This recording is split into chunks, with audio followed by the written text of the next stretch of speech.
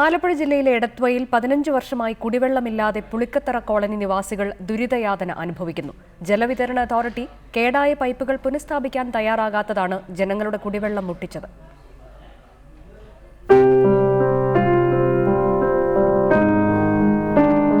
ജലവിതരണത്തിനായി ഉപയോഗിച്ചിരുന്ന പഞ്ചായത്ത് പൈപ്പുകൾ നശിച്ചുപോയതാണ് എടത്വ പുളിക്കത്തറ പ്രദേശത്തെ ജനതയുടെ കുടിവെള്ളം മുട്ടിച്ചത്.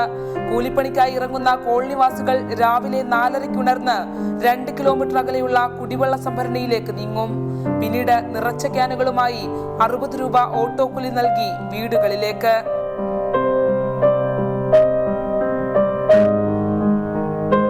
വെള്ളമുള്ള ദിവസം വെളുപ്പാൻ കാലത്തെ കന്നാസും ആറ്റർമി കൊണ്ടുപോയി വെള്ളം പിടിച്ച് വെച്ചിട്ട് ആണുങ്ങൾ ഉച്ചയാകുമ്പോൾ പണിയും കഴിഞ്ഞ് വന്നാണ് അവർ വെള്ളം എടുത്ത് ഓട്ടോയായിട്ട് ഇവിടെ വരുന്നത്.